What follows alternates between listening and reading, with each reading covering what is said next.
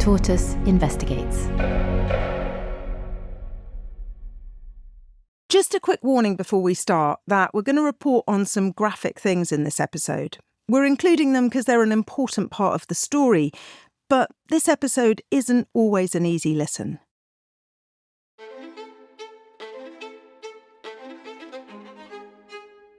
Can I ask, on the way over, as you're sort of sitting on this flight, what did you know of the president and his wife? If I can use this graphic language, I was literally sitting on the plane thinking, what the fuck do I say to a president of a country?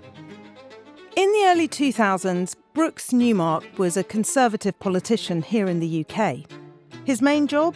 To represent the people of a large, mostly rural part of the English countryside. So I can only imagine that if you were to place a bet on the day of his election, he probably wouldn't have been odds-on favourite to be invited to meet a dictator. So I wrote an article, and in it I wrote, diplomacy becomes a little lazy if all you do is talk to your friends. When Brooks wasn't dealing with the needs of his constituents, he'd sometimes turn his hand to writing. And in one particular article, he made the case that countries like the UK need to rethink how they do diplomacy. Sometimes it's best to speak with hostile states, even if that means sitting down with your enemy. It wasn't a particularly popular idea at the time. We must confront regimes that continue to harbor terrorists and pursue weapons of mass murder. Syria. In the years after Asma arrived in Damascus, President Bush put Syria on his list of rogue states. But Brooks did find someone who appreciated his article. One day, his phone rings, and it's the Syrian ambassador in London.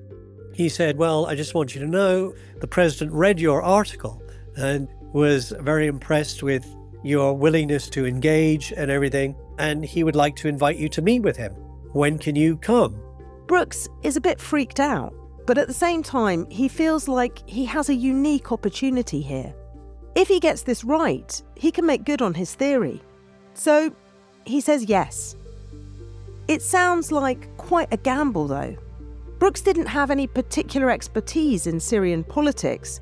And I promise you, I pulled out a paper napkin and I drew a picture of the Middle East and trying to remember what countries surround Syria.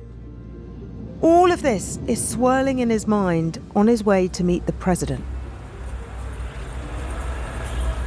When he gets to Damascus, he's surprised to find the meeting isn't at the palace, but it's at Bashar's apartment in town.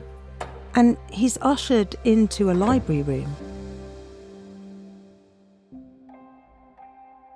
And Bashar then walks in just by himself and greets me, shakes my hand, and first thing I notice is he's got quite a sweaty hand. And I'm thinking he's clearly a little bit nervous about meeting me or something. And so I didn't even have to go to my mental map at this stage because we sat down and I immediately get like a 40-minute monologue from Bashar as to why having a relationship with the UK is important, that he spent 2 years working in the UK, his wife is British. It turns out all his anxieties were overblown. The two men, the dictator and the British MP, well, they end up talking for over 3 hours. I felt it was more of a therapy session for him than anything else, because it was like he felt he could get all this stuff off his chest that he couldn't really do in a slightly more diplomatic session. And so at the end of it, he says, I've really enjoyed this with his lisp. When can you come back? And so begins an unlikely relationship. Brooks ends up going back to Damascus around twice a year for the next few years. And it's on one of those visits that he meets the president's English wife, Asma.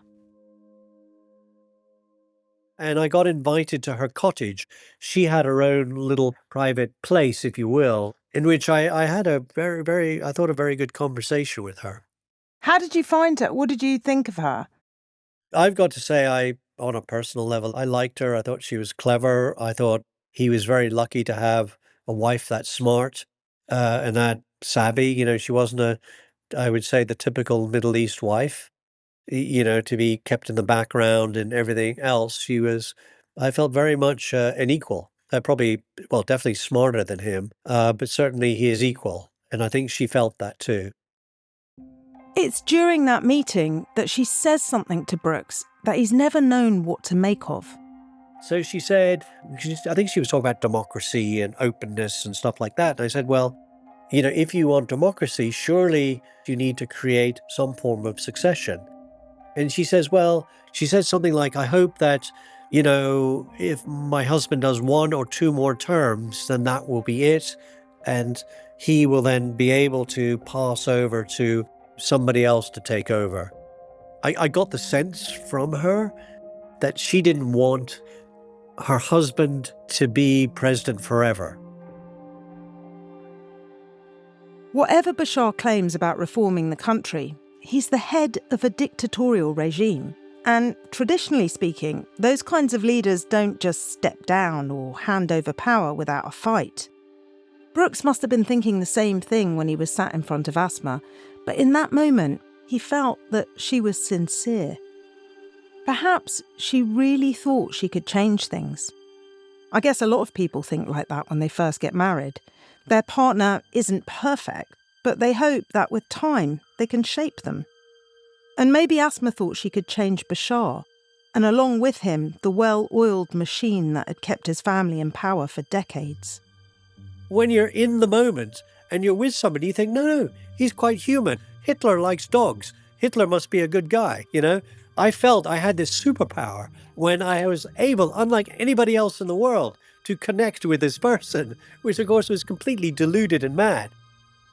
And actually, looking back now, I wonder if, in their own ways, both Brooks and Asma were naive. I think there's 2 sides of Bashar. There's the one side, which is the people pleaser Bashar, which is what he was dealing with me. And then there's the family man, has to protect the family, has to ensure that, protecting the regime is the most important thing. Did he use that term? Yeah, he used that word. He used that phrase, regime survival. God. The most important thing to me. I hadn't quite really understood when he'd said that to me quite early on in my meetings. I hadn't really understood what that meant. I was charmed by Bashar into thinking, no, this guy definitely wants a good relationship with everybody. Brooks was only half joking when he told me he was daydreaming about a future when he'd be lauded for making huge strides in global relations. In this sort of lunatic way, I'd persuaded myself I was getting through to him in a way nobody else could. I'm going to get a Nobel Peace Prize for bringing peace. Here I come. And when Asma was preparing to leave London for Syria, it seems likely she was also daydreaming, picturing herself as the queen of a modern nation, one that she would help reform. So did Asma picture herself as a Western saviour? The former banker, with her progressive ideas about the economy and female empowerment, did she think she would be the one to persuade Bashar to turn Syria into a new democracy? It took several years for Brooks to realise his mistake. How long would it take for it to dawn on Asma? I think the reality, increasingly over time, even probably before the Civil War, was starting to kick in. I got the sense that if she tried to leave, she felt she'd be knocked off or something. It's very easy for us in the West to say people like that have a choice, but I don't think she had a choice. I think she was a prisoner of what she bought into, which was the regime.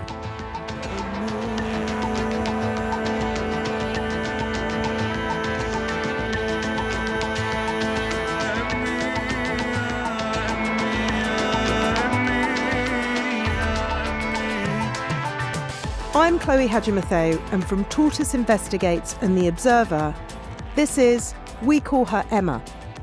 Episode 2, Asma, the Diana of Damascus.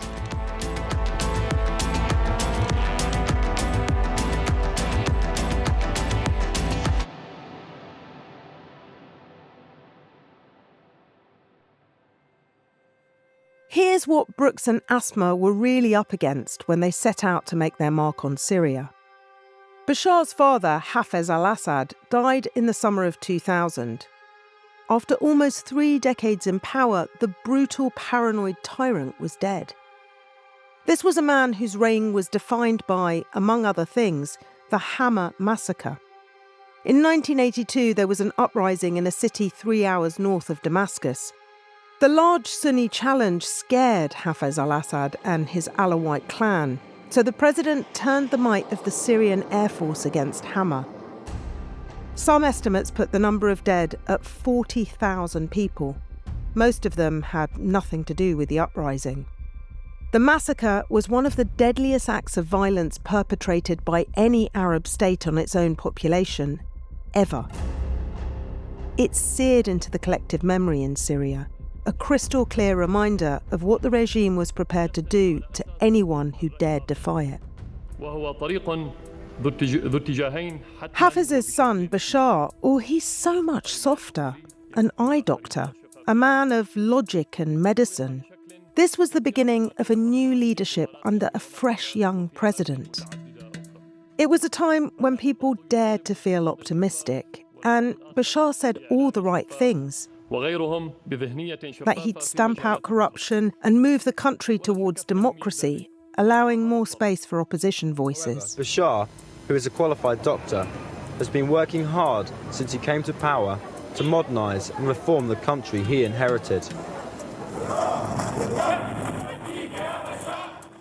It's not inconceivable that Asma has bought into all the optimism along with the rest of the world. In the months after Bashar takes office, the couple are engaged, but her name's not yet publicly tied to his. I've been told that Asma spent her first few months in Syria touring the country. At this stage, no one knew what she looked like. A princess in disguise, getting to know her subjects. I wanted to get out. I wanted to talk about the issues, but talk about the issues, as I said, on my own terms. So what did you do? You went out in jeans and mingled with the people? Absolutely, absolutely. And they had no idea who I was. And that's where the frankness came in, and that's where the dialogue came in.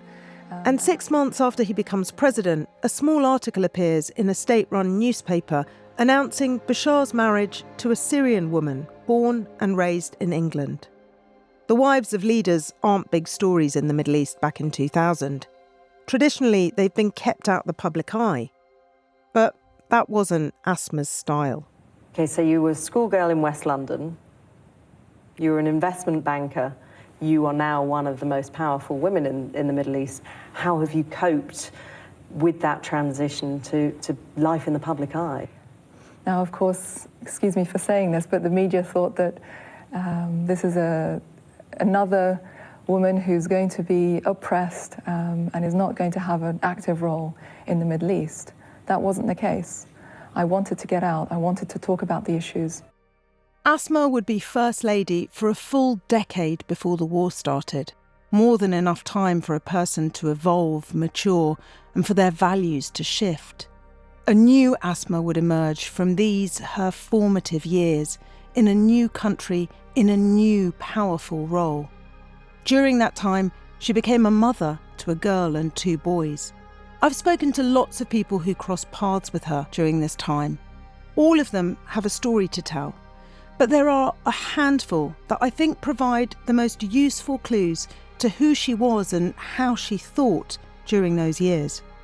I've been in a room with Princess Diana, watching the effect she has on people, and she was just extraordinary. The most critical, hard-hearted people would just go completely soft. And I have to say, Asma had a very similar effect. I've been speaking to someone who moved from Europe to Syria to work for Asma.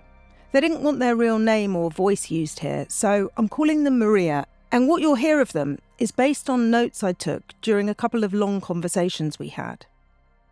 Maria was working on a series of organisations set up by Asma. This was the First Lady using her soft power to focus on social issues she cared about. Eventually, all her various NGOs would come under the umbrella name of the Syria Trust for Development. The Syria Trust offered schemes for the empowerment of women, loans for new businesses, and initiatives for children and young people. She said, "This is a little revolution," which, given what happened later, was perhaps a slightly unfortunate turn of phrase. But she was feeling very upbeat about the way things were going. Back in those days, the Syria Trust seemed very obviously to be a force for good. Years later, it would be accused of being involved in something very dark, of hurting the most vulnerable in society, the very people it professed to be helping. But all that would come after the war.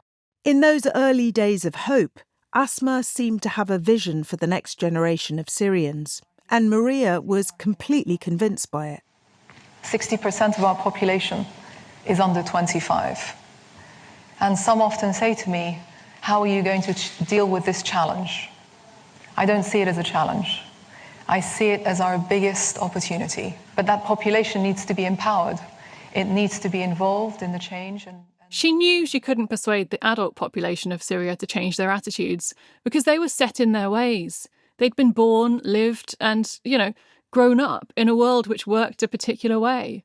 So she was skipping a generation and looking to a younger generation and saying, what can we do to enlighten and empower them? But the more Maria tells me about this, the more it starts to sound like Asma created a little bubble, sealed off from the reality of living under an oppressive regime.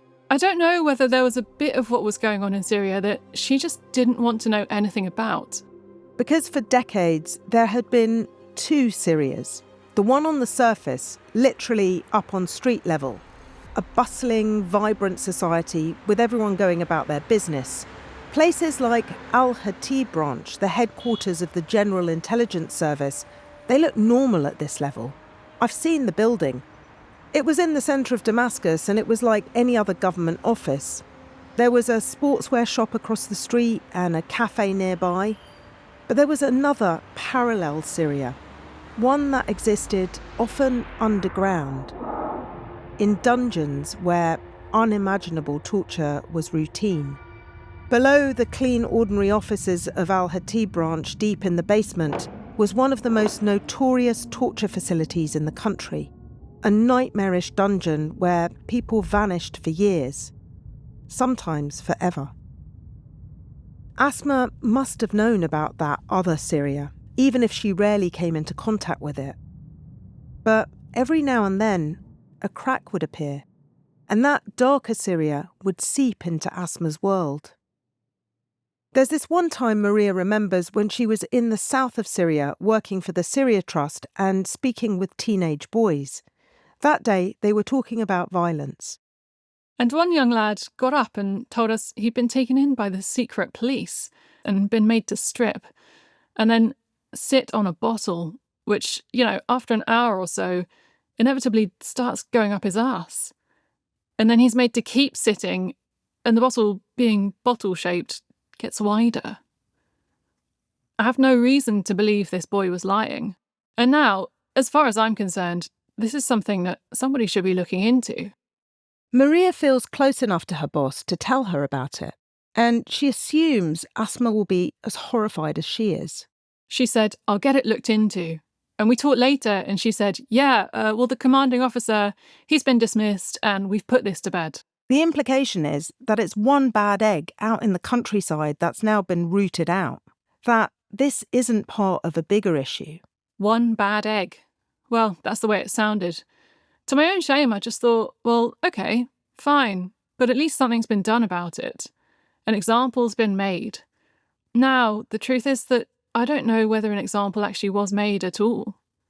But, we like to think things are as we want them to be. The reason this memory makes Maria so uncomfortable now is probably because the torture in Syria was well documented by the time Asma and Maria were working there. Both Amnesty International and Human Rights Watch, two of the world's leading human rights organisations, had documented systemic torture inside Syria's detention facilities for decades. And they were still documenting it when Asma was there.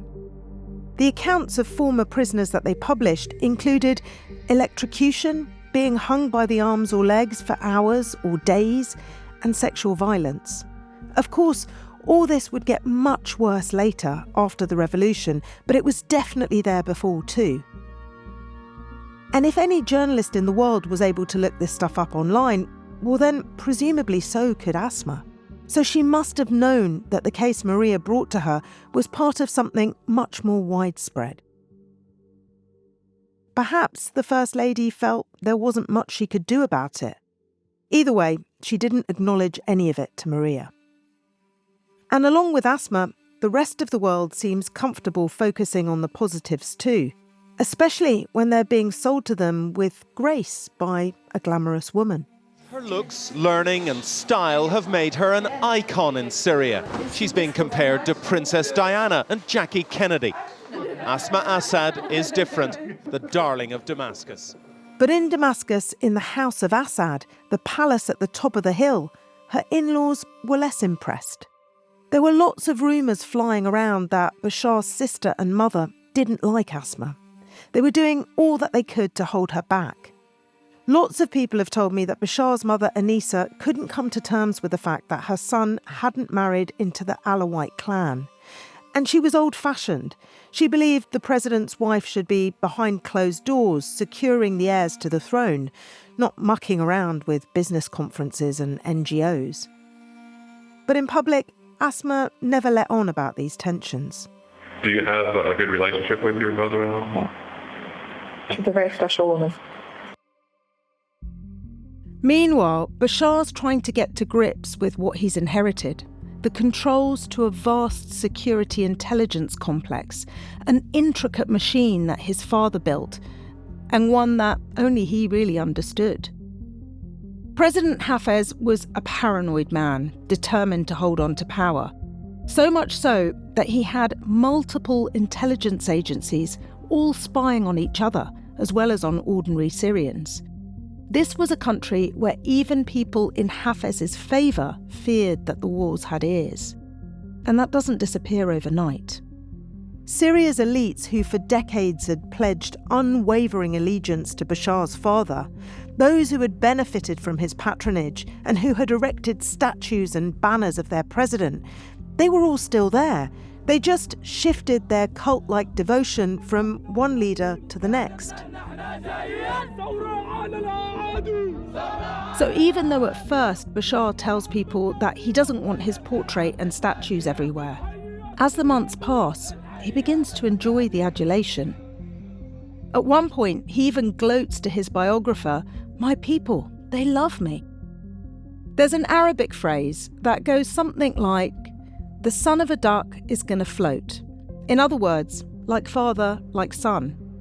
And Bashar, he takes to this new position like a duck. My name is Hadjimatheou. I'm Syrian, actually. Currently I live in London. Hadjimatheou doesn't mind using his real name. He's been living in exile outside Syria for more than a decade now. He distanced himself from the regime and from Asma a long time ago.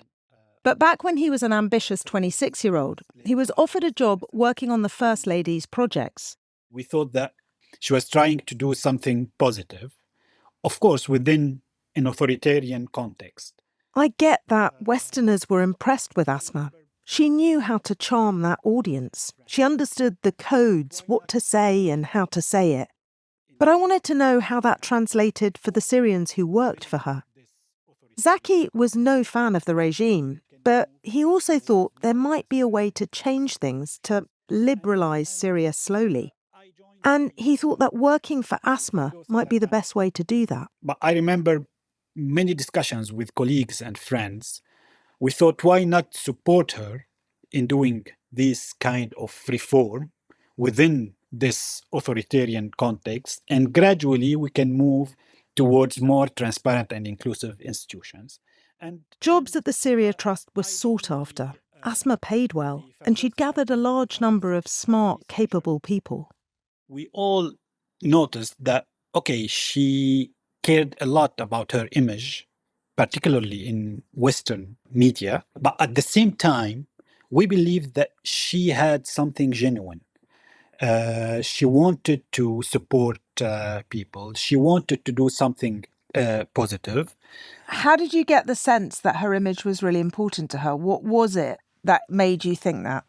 So it was too much photos when she did any field visit, too much photos and media and articles about how modest she was, about how efficient she was. So we thought, okay, I used to tell my friends at that time that she's so much, we felt that she was so much affected by Lady Diana. She wanted to be something like her. This makes sense. Asma would have grown up watching Princess Diana on her screen each night and seeing her on the front cover of every newspaper. Britain had been gripped by its love for the beautiful, wounded Princess of Wales until her untimely death in 1997. Like Asma, Princess Diana had married into a rigid dynastic institution, the British monarchy. But she'd focused her efforts on comforting the needy and the sick. She wasn't trying to change the country from the ground up, like Asma said she was. But the problem or the issue was in the approach of doing this. Asma depended a lot on imposing or on adopting Western mechanism on the Syrian context, which was not that effective. The whole system was so corrupt and rotten that offering people new museums or microfinance loans to start small businesses, it was like trying to stick a plaster on a critical bleed. At the same time, you have 17 security branches in the country. Syria was very secretive and closed off. No one talked about corruption openly. So it might have taken this potentially naive young British woman, especially one living in a palace, it might have taken her a while to work out how the country really worked. But whether or not her projects were offering any real change in Syria, I think they were useful in another way. President of Syria and Mrs. al-Assad, Your Majesty. It was all part of the effort to cultivate her brand on an international level. The beautiful, caring First Lady accompanying her husband around the world, including a return to London to meet the Queen. Good afternoon. How are you? Hello, very nice to meet you. Hello. You sound as though you've been having a very busy time since you've been here. It's been wonderful to be back here. Has it? And you can hear it in the news coverage at the time. The very fact of her being there somehow helps soften Bashar and makes him more palatable. On the right is the president, on the left, a doctor's daughter from Acton in West London. He's the Paddington eye doctor turned president of Syria. She's the suburban girl who's now the toast of the Middle East. Asma Assad. She was proving useful to Bashar on the diplomatic level. But back in Damascus, her status as First Lady also meant that, like it or not, there would be pomp and ceremony everywhere she went. Zaki remembers this one time they'd arrived ahead of Asma at a female empowerment event. So when we went there, there was this guy who is a government employee. He was there with like 50 women, ordering them that an important person is coming to visit you. So you don't answer anything, you don't say anything, I'll say everything. So this was the kind of context that Asma used to work within. Even when she wanted to interact with real people on the ground, she couldn't. It was all like set up. They prepared the scene for her, not based on her order, but they prepared the scene for her based on their knowledge of how they should act with an authoritarian regime. It wasn't a real experience. It wasn't a real experience. Not only was everything that she was seeing stage managed, but people also saw her as little more than a connection that might help them get ahead. Everyone looked at her as a first lady, not as someone who wanted to be part of a reform. And this was a big issue. Wasn't she both those things? They saw only the part of the first lady.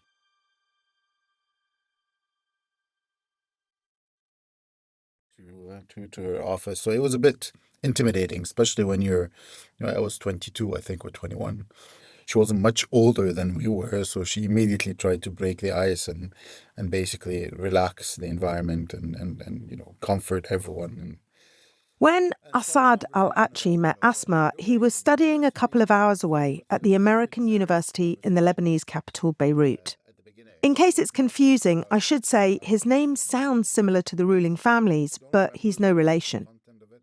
One day, Assad's phone rings, and it's someone from Asma's office. And I'm like, okay. And he's like, the First Lady would like to meet with you tomorrow at the presidential palace. I'm like, what? Assad can't imagine what the president's wife might want with him. I've spoken to other people who had similar calls, being summoned or invited, depending on your interpretation, to meet Asma at her personal office near the presidential palace. She's interested in a Syrian cultural club he's involved in at university, and she wants to talk to a whole group of them, Assad and some of his Syrian classmates. So the students all drive back to Damascus and head to her office. And they spend 4 hours there, alone with the First Lady.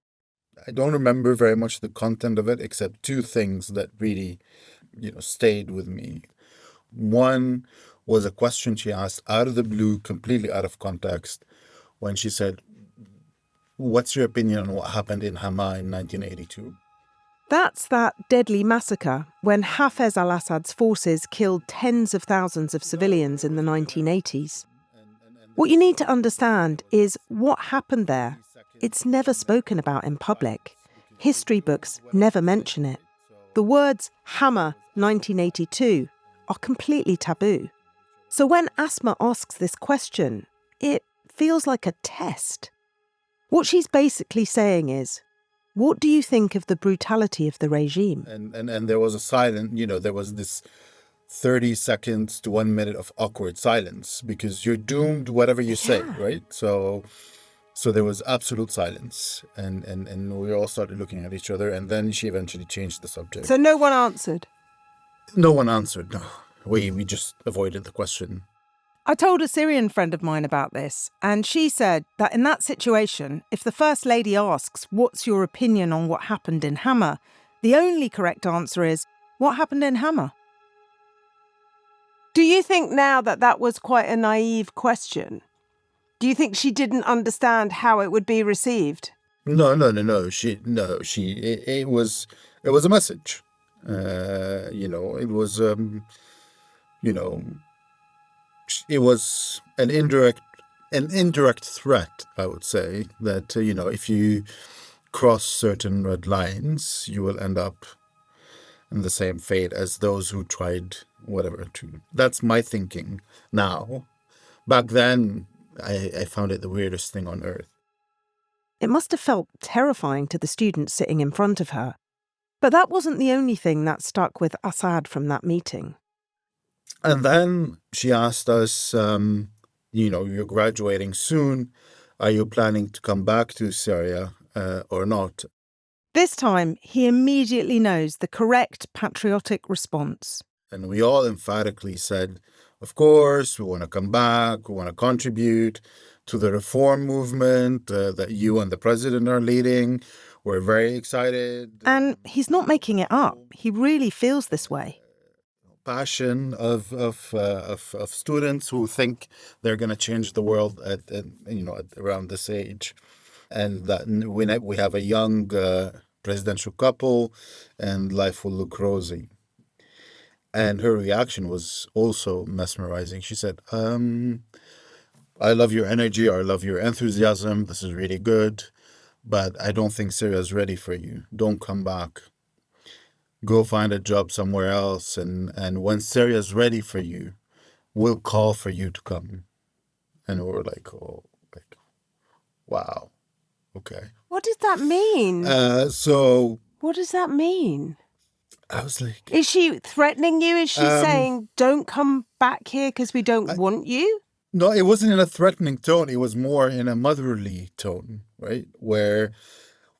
we don't think, me and Bashar, me and the president don't think that Syria is ready for your qualifications. Go get a job and experience somewhere else. And when we, as the presidential couple, feel that Syria is ready for you, we will call you to come and contribute. And I'm like, interesting. So do you think she was saying you're too progressive and educated and intelligent for Syria? I think, well, I don't know what to think about it now. Now that the war's over, he means. At the time, he felt she was telling the young people sitting in front of her that she recognised that they had creative ideas about how to shape the nation and that she shared those ambitions. That's what she was trying to implement with the Syria Trust, but that she'd realised that that wasn't possible in a dictatorship at that time. In this one exchange, Asma seems to have presented two sides of herself. The tough First Lady towing the regime's line on hammer, and then something closer to a soft mother of the nation type, offering advice, acknowledging the regime's shortcomings to this young and ambitious group. A couple of years into his presidency, it's already obvious that the promises Bashar made to allow freedom of speech and to move towards democracy, none of that was true. Writers, intellectuals and civil society activists who believed him and who relaxed enough to speak publicly about a new Syria, many of them had been rounded up and put in prison. Then, on February the 14th, 2005, an enormous explosion shakes the capital of Lebanon, Beirut.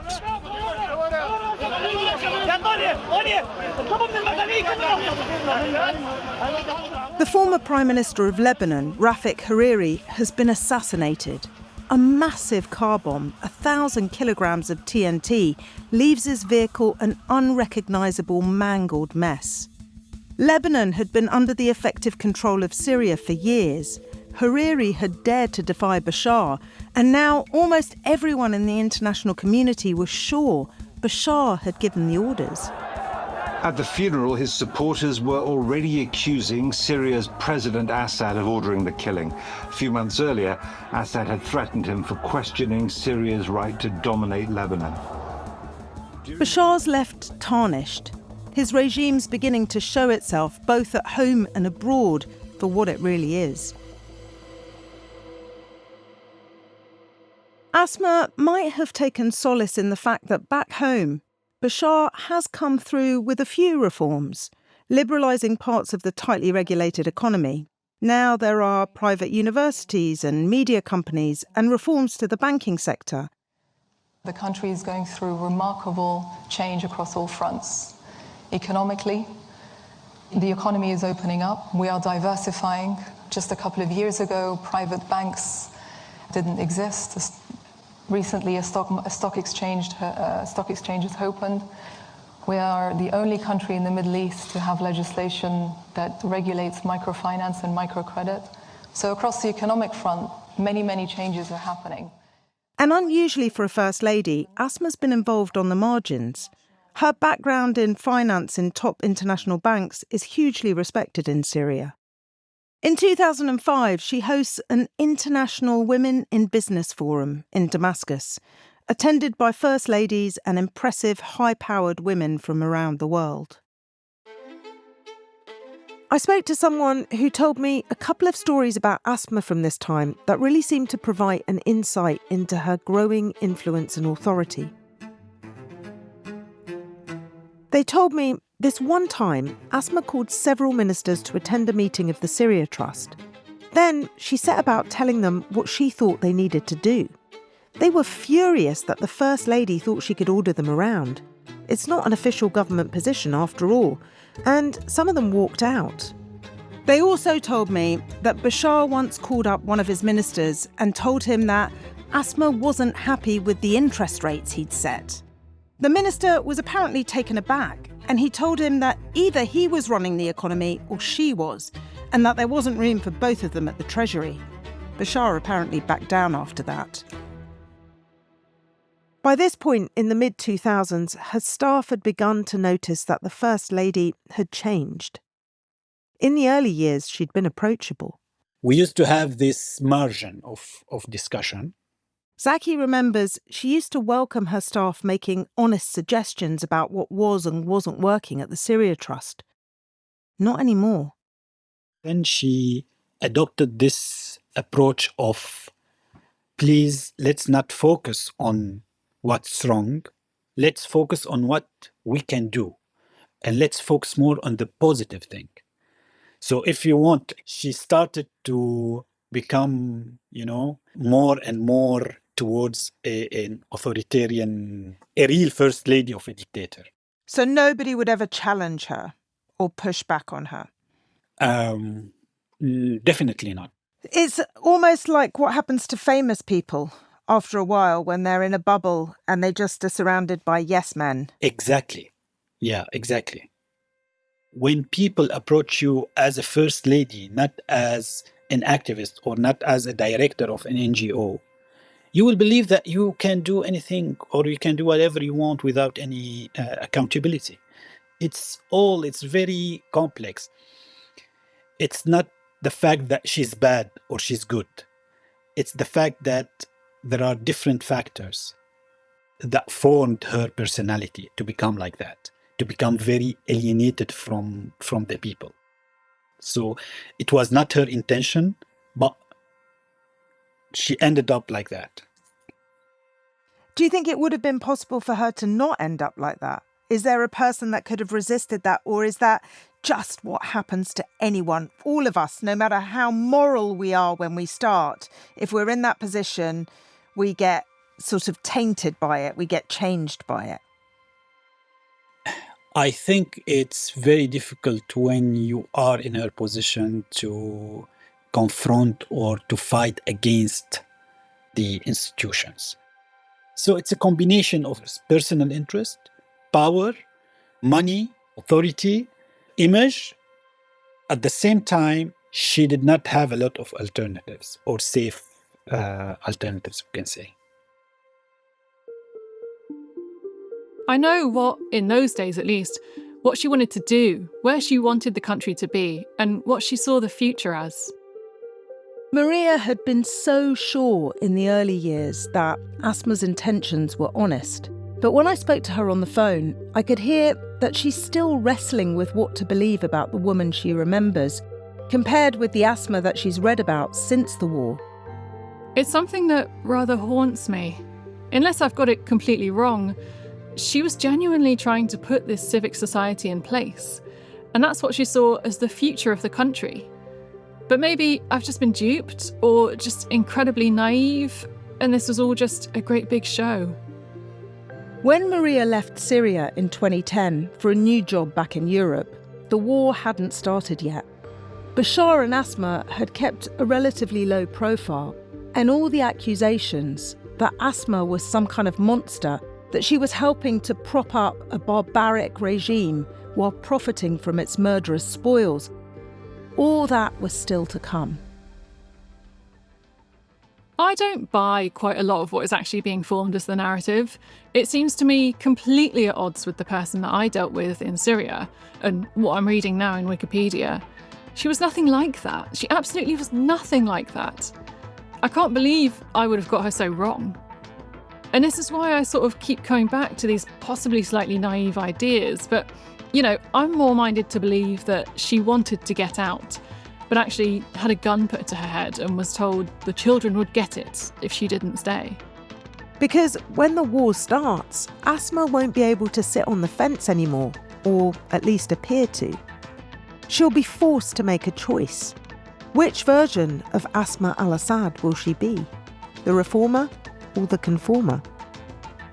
That's next time on We Call Her Emma.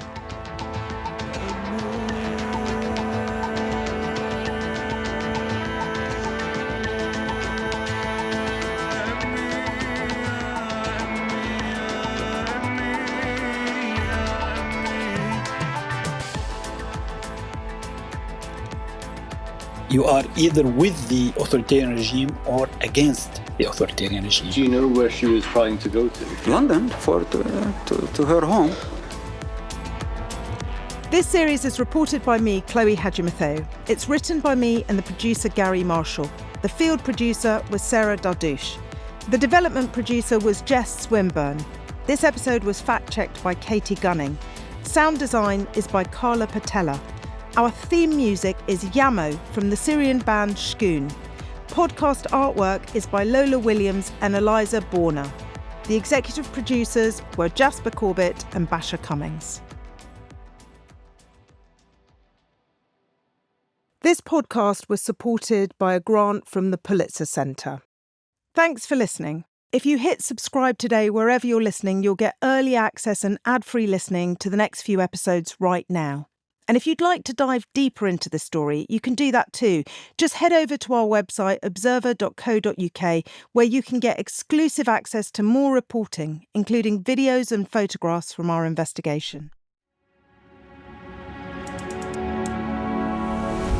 Tortoise investigates.